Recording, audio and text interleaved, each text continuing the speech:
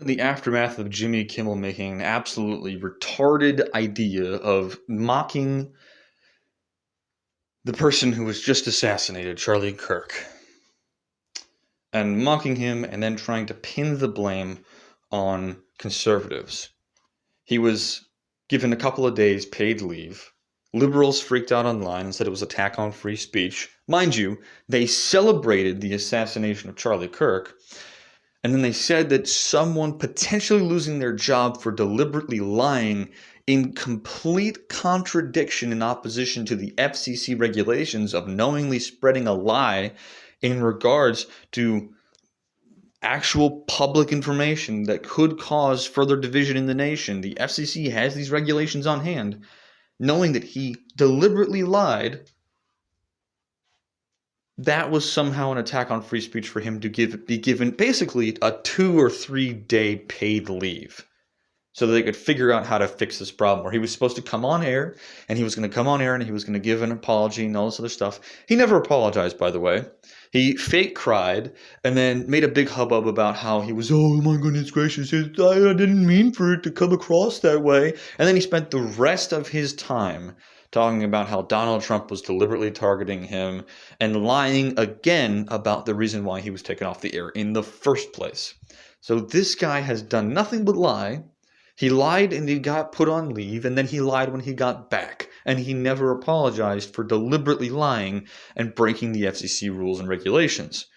Now, his viewership still wasn't given out to local studios and local affiliates, so there's a large swath of people who would have normally been able to tune into Jimmy Kimmel who weren't there because of the fact that the local affiliates didn't want to broadcast his garbage. And beyond that, now, after his supposed massive bump in ratings on his first show back, his viewership drops 78% again. It drops way lower. So he got maybe 1 million or 2 million views on that first initial comeback, and then it dropped 78%. So in terms of the key demographics, he's probably back down to 100,000, maybe less, meaning that his show is once again performing less than the show that was already canceled, the Colbert Show, simply because of the fact that he's no fun. There's no interestingness there. He's not a funny guy. He's never been funny. And he deliberately lies. Everything about him is about, oh my goodness, my politics, da ba da ba da. It's the most retarded thing in the world. Fox News Channel's late-night program Gutfield has maintained its position as the highest-rated show in late-night television across both broadcast and cable, according to data from Nielsen Media Research.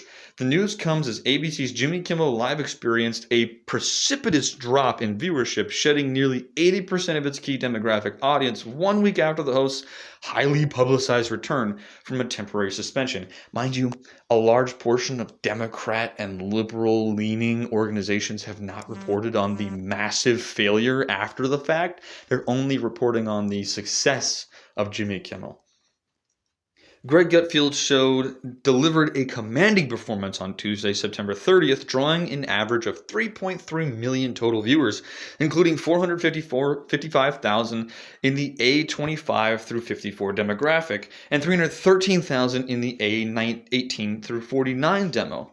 This placed Gutfield as the most watched program in late night, surpassing competitors including CBS's Late Show with Stephen Colbert, which has been canceled, The Tonight Show with Jimmy Fallon, and ABC's Jimmy Kimmel Live. In contrast, Jimmy Kimmel Live averaged 2,448,000 total viewers on the same night, but saw significantly steeper losses in the key advertiser demographics.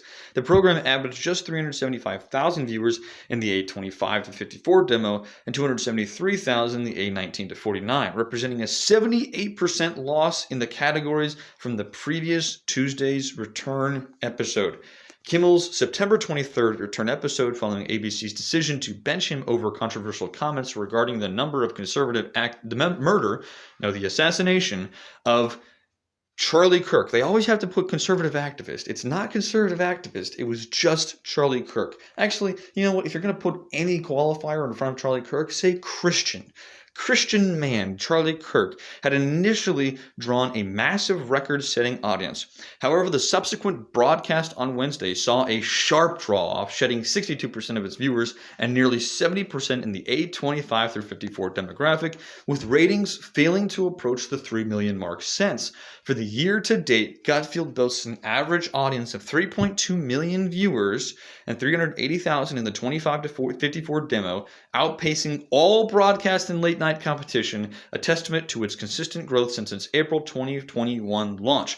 Now this, mind you, Gutfield is a Fox News late night show with Greg Gutfield hosting, and it's just pretty much just like the only conservative late night show.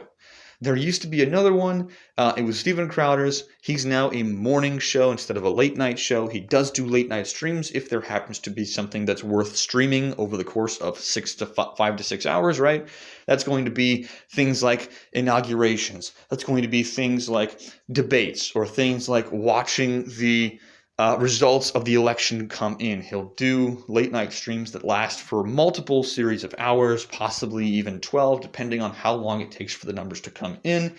That's something he does regularly, and it used to be something he would do every day, where it would be a late night show. But during COVID, most people decided to watch it for a morning series, and he decided to move it to a morning series. So the only other competing late night show out there, which was originally hosted on YouTube and then got canceled on YouTube specifically because of the fact that YouTube banned Steven Crowder from being able to get any ad revenue, but still played ads on his channel, essentially stealing all the money that he could have made if they hadn't biasedly and politically divisively stolen his right to earn money simply because they didn't like his speech.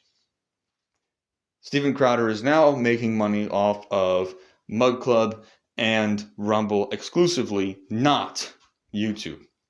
And he's still getting millions of views per video. He's still getting millions of people to tune in and watch his stuff on a regular basis.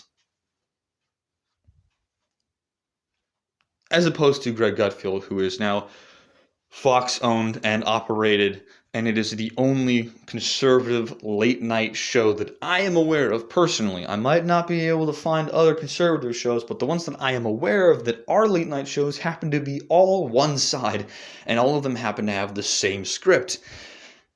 Guess what side that is? The leftist-leaning liberal side. It is absolutely annoying, it's retarded, it's stupid, and it has only been bleeding money for the last, let's say 5 to 6 years. And Jimmy Kimmel is no exception to that rule. Jimmy Kimmel has a 78% drop in comparison to Gutfield. He is the most well-performing show out there on air for late-night comedy hosts. Nevertheless, we're going to see a bunch of nonsense come out and try to spin this as if it's some massively popular thing, that Jimmy Kimmel is just doing wonderful numbers, and that there's no reason for the studio to shut him down because of the fact that they're bleeding money on a regular basis. No. It's going to be all Donald Trump's fault. Just you watch. Nevertheless, I hope you guys have a great day and a great rest of the week.